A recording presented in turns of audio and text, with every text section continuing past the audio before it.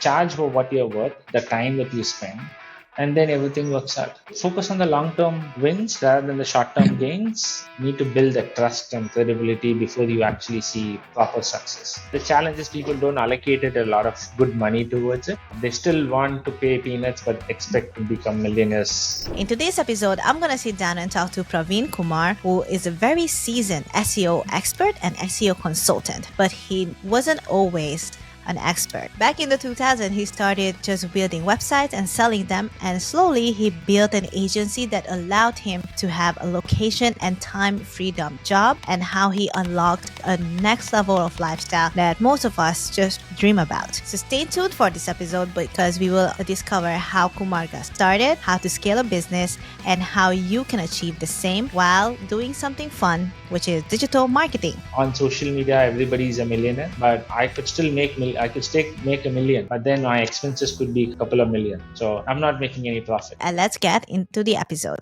We'll welcome back everyone to the Aspiring CMO podcast. Today I have Praveen with me, who is a dear friend of mine. I've met him at multiple SEO conferences, and one of them was the SEO Masteries Summit. It's always great to see you, but now you are one of my guests, which is even better. How are you, Praveen? I'm good. Thank you so much for having me on your podcast. I think we know each other for a long time, a couple of years, I guess. Yes. And then we've connected in multiple conferences, and obviously we are on social media. So Yes. good to be here. Over the years, I was like, Praveen is such a chill guy. He is always very chill, very kind, very patient. But I want to know, how did you get here? Like, what's the story behind your marketing journey? Okay, my story is very long back. I was not good in studies or anything like that. I had no idea what I wanted to do. And I just somehow found a place that was teaching computer science and everything. I went in there. I didn't like what they was teaching, but then I learned everything, Java, C++, everything. And then they had a session on internet. And internet was new. I'm talking about 1997. So I learned, self-taught myself HTML, CSS, and all of it. Built my first website in 98, and then I haven't turned back. And I've been kind of learning, experimenting, building stuff, and then doing things on my own. It's amazing. You've been like one of the first ones who got into the internet marketing game then, right? I wouldn't say I was the first one. Internet marketing was not something, there was no phrase called internet marketing at that point in time. It was just, everybody was building websites. Internet just was new. And we were all building websites and doing whatever happening around there. I was kind of riding the wave. We didn't have Google at that point in time. So we didn't have to worry about anything like that. But we just kind of started built a site. Now I built a site, I need traffic. So I need traffic, and then I've got traffic, I need to make money out of it. That's how we kind of started. So it wasn't like, oh, I need to market this product, I need to do something and all of it. So we build something, get it in front of people, and then, okay, now we've got it in front of people. Now I need to make money. That's it. That's how it's kind of started. It sounds standard, but like to achieve that level, it takes some sort of like complexity and like persistence to keep going. You did mention to me that after a while, your main business model was to build and sell websites, and you've done that for how long? Close to about 8-9 years. I started building websites, started promoting them, got traffic. Then I found there's a lot of people who didn't want to do the hard work. They just wanted the website. So I said, okay, here it is, take it. Give me a good money, and then I'm done. So I started building websites and doing it. I mean, back around between 2000 and 2006, the market was so much. A lot of people wanted to get into the internet space, but they didn't have that the skills. Challenge. I wouldn't even worry about the skills. They didn't want to actually do the hard work. They didn't want to build a website from scratch and all of it. But you have somebody willing to sell it for a good fee. I think I've done quite a bit. I think when 2004, I registered a brand new domain, got a website done. Within 15 days, I kind of sold it for about $2,000. I didn't do anything itself. Somehow I have that knack of finding those exact match domains. It kind of comes in and all of it, and then just kind of build on it, find a buyer and sell it up. I see. Did you also build like content websites where you would like gain affiliate commissions or even like sell your digital products, or were you just selling to future entrepreneurs and business owners? My initial websites were completely affiliate because to 2004, there wasn't any content or anything like this, purely affiliate. After 2004, I stopped doing affiliate because somehow I saw it as a pain because you have to keep on top of the offer, keep selling them, keep promoting them and all of it. But I started building communities, I started building content sites. And then I became very, I would probably say lazy in selling them. I didn't want to sell them. So I kind of got into where I liked what I was doing. I wanted to convert it into a career. So I started building sites, keeping them, building them, and still kind of making money out of it through ads and sponsorships and all. Did you always stay in the same niche, or did you like slowly like got into different topics and different niches, or like how did you pick? I have experimented with multiple different niches. I'm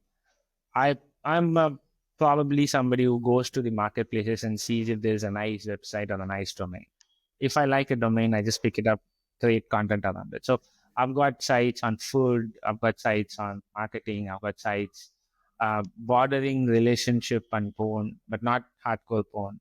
But then I've got sites on communities, poetry, all of that stuff, nature, everything. So I see that you have gone through a lot of like years and years of experience, and you've experienced like different markets and industries. How do you see, what were the like some of the major marketing trends that you have seen over the years, and do you see them coming back? In the past, it was just like build it and people would come because everybody was new and everybody wanted to do it. But the transition has become where now you can't just build it and expect people to come and you have to market it. Like 15 years ago, marketing was not a major thing. People did not take internet marketing very seriously. They still focused on a lot of traditional marketing and stuff like that. But these days, internet marketing, digital marketing is everything. Everywhere. Even before somebody starts a business, even before somebody gets a customer, they do start with social media and all of it. So the transition, it's kind of evolved where marketing is the key focus, but the challenge is people don't allocate it a lot of good money towards it. They still want to pay peanuts, but expect to become millionaires overnight. But what is remained the same is the customer psyche. So you still have to understand customer psychology. Okay, tell us about that.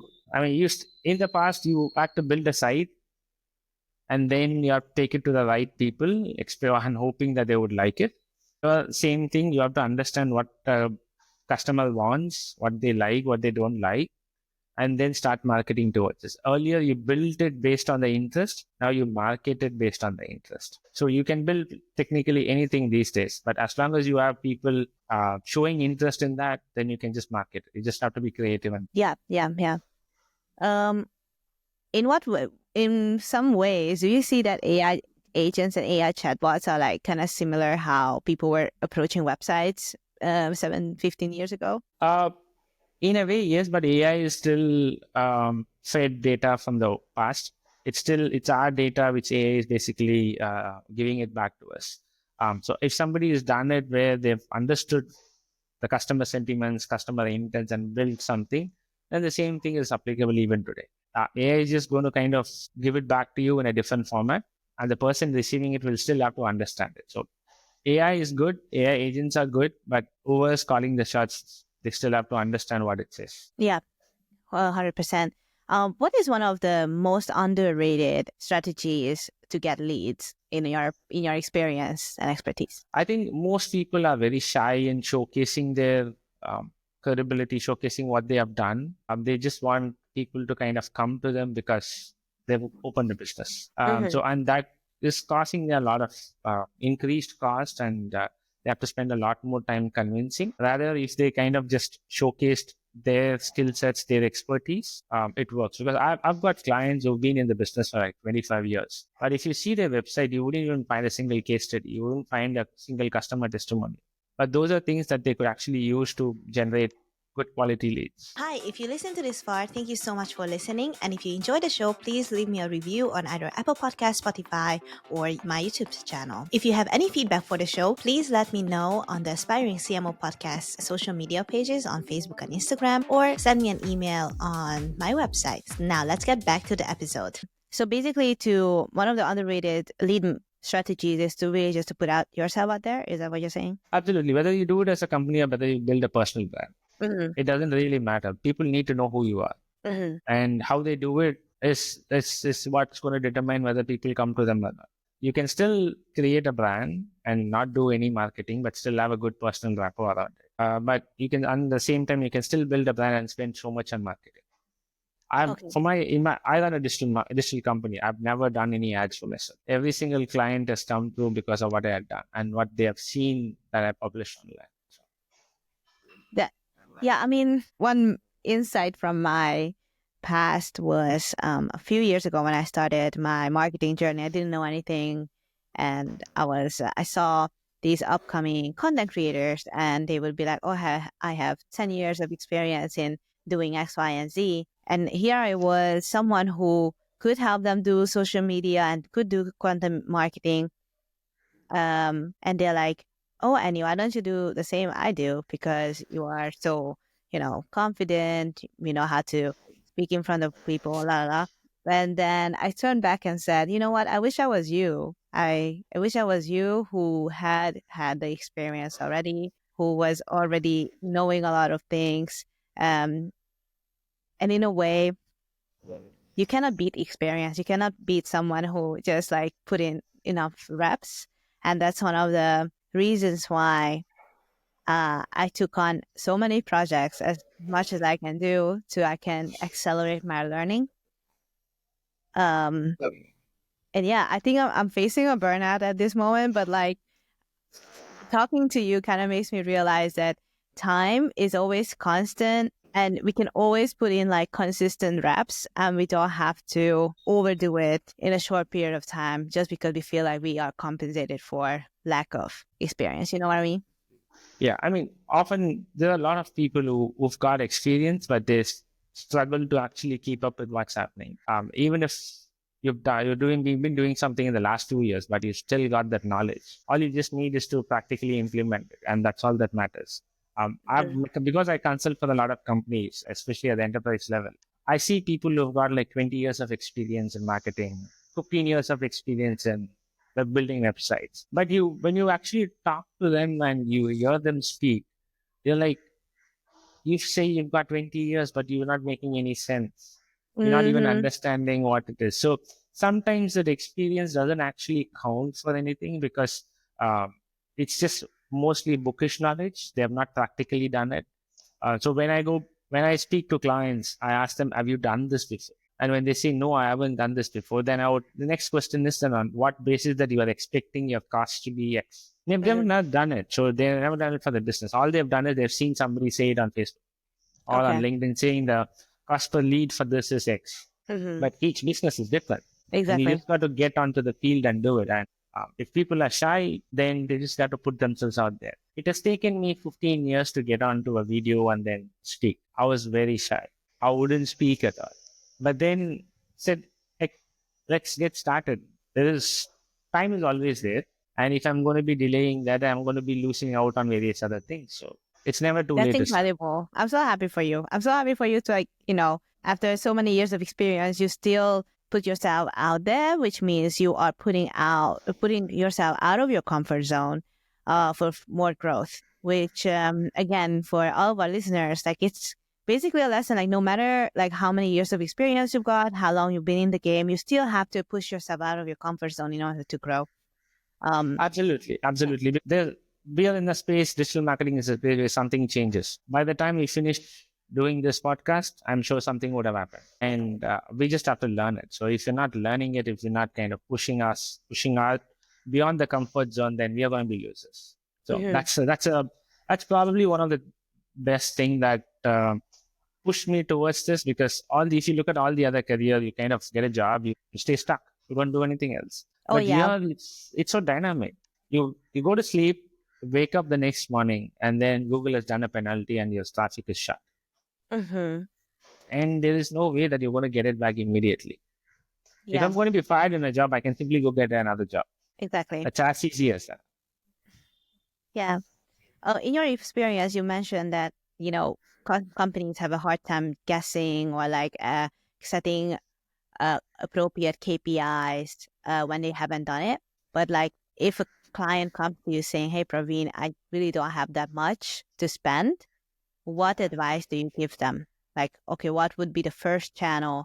What would be that your number one strategy when this client says to you, like, "Dude, I don't got much to spend. Help me here." I think one of the first things I would ask them is to have an optimized website, ensure that they've put good content, which has got all case studies if they have relevant information and everything else, and optimize the SEO part, on page part as good as possible. And then basically just go to LinkedIn, keep talking about what they have done. Because if you look at it from a consumer perspective, the minute they see an ad from a business, they know they're trying to sell something. But then if you and me are going to post something on LinkedIn, we're not there to kind of sell technically. We're kind of sharing our knowledge. And someone's built a business because they've got that knowledge and experience in doing whatever they're doing. And if they're not showcasing it, they're just not doing good justice about it. So but have a optimized website, focus on the SEO part, ensure that it's there, because certain industries you just have to build it once and then it takes time to come back. It Mm-hmm. takes the returns and leads and all of it. But as long as you've got the information, you just focus on one channel, whether it's LinkedIn, Facebook, Instagram, doesn't really matter. Focus on one channel, ensure that you give your 100%. And once you're comfortable in it, then move to another channel. But more because we live in a space where I've had clients who built a website and said, no, we've got to be on Instagram, we've got to be on Twitter, we've got to be on TikTok, we've got to be everywhere. And they don't have the budget. So focus one One channel and thing then get it done. exactly. One key thing I like to highlight when you said choose a channel and give it your 100%. And I'm talking from personal experience where I made the mistake of just starting everything. I really just wanted to start a podcast, like genuinely, that was my only thing. But instead of, going into like how to optimize a podcast, how to um, make an audio podcast really good, I jumped onto YouTube and I jumped onto Instagram, and now I'm in this loop. Oh, and LinkedIn as well. I'm kind of like in this loop where like, okay, now I have 4 channels to satisfy.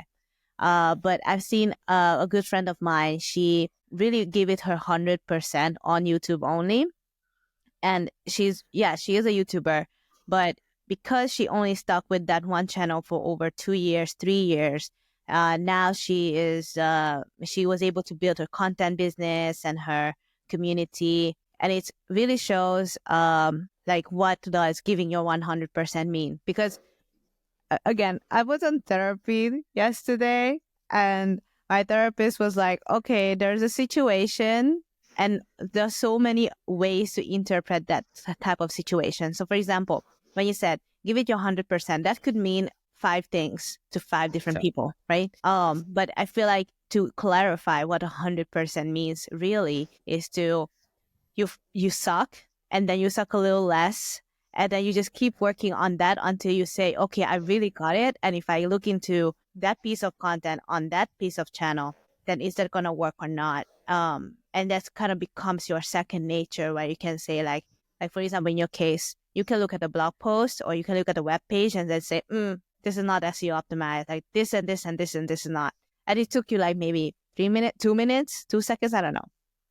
So I think that's what we'll get yeah, into a but, business. but that has taken a lot of time. So I've spent a lot Exactly. of years honing that Correct. skill. In fact, it's very funny because I was having a very similar conversation with my son yesterday. So my son plays football, and he was struggling with one particular aspect. And I said, you just got to practice. And it's okay if you make a mistake. No one's going to fault you for making a mistake. They just know that you've made that effort, you're doing something, you're trying to fix what you've not done. So, and he like, I'll be making a lot of mistakes. I'll fail. People will tell me that I'm not doing it right. I said, it's okay. You want to be better at something. There will be 100 people who will be criticizing you for whatever you're doing and you've not done. So it's okay. You've got your rate at which you will learn things need not be as fast as someone else. There are people slower than you. There are people faster than you. But there is a pace that you are comfortable in. Just go with that pace and then learn it. It's okay. We're not Yeah. in any rush. It's not like we're going to disappear tomorrow. Correct. Correct. So Yeah. we Yeah. just got to learn. We just got to learn at our own pace and be comfortable at that. And then things will happen. Yeah. I have.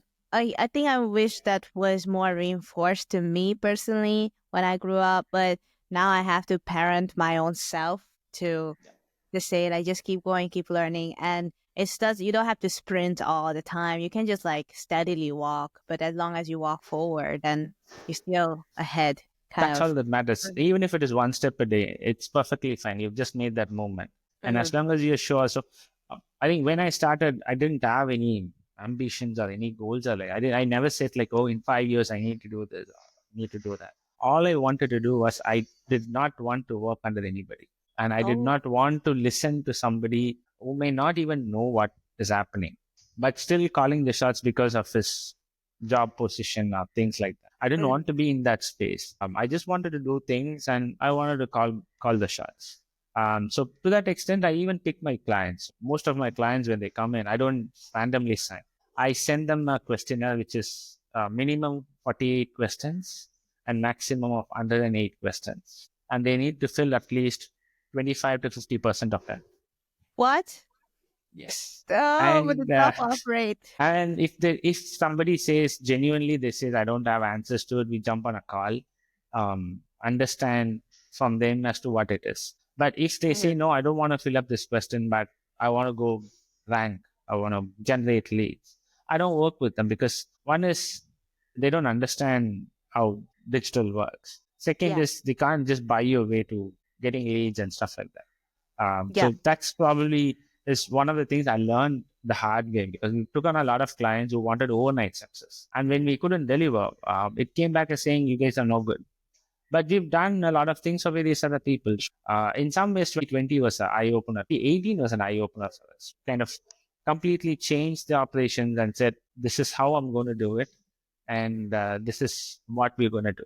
Even if it means that I want to do it slowly, it's fine. And it took us 4 years to actually, in a way, finesse it.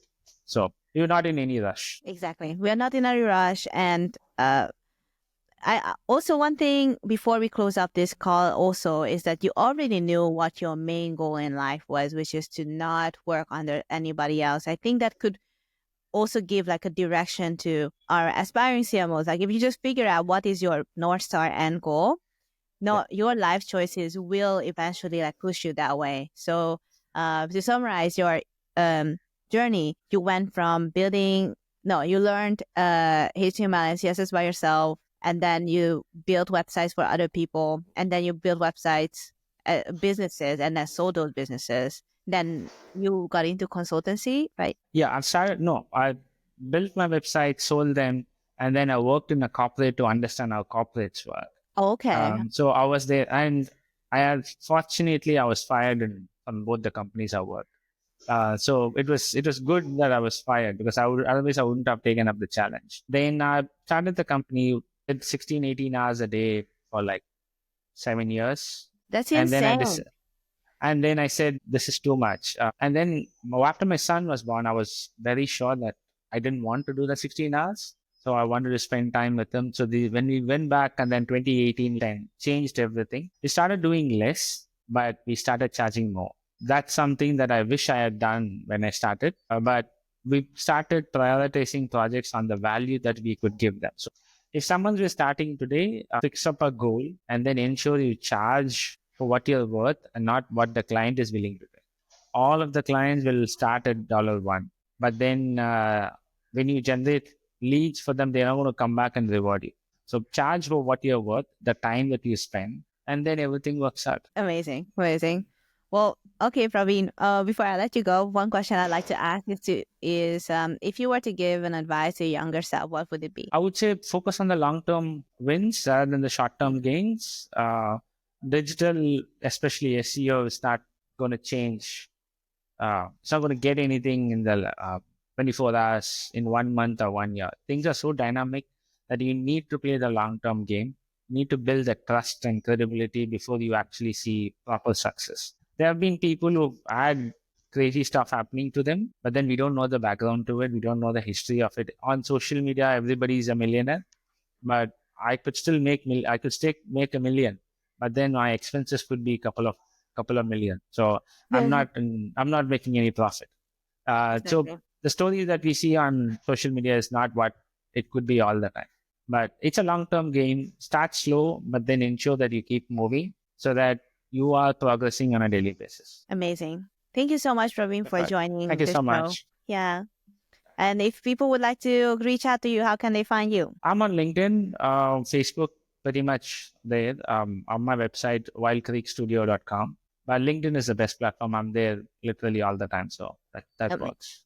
Amazing. All right. I'll Perfect. see you See you.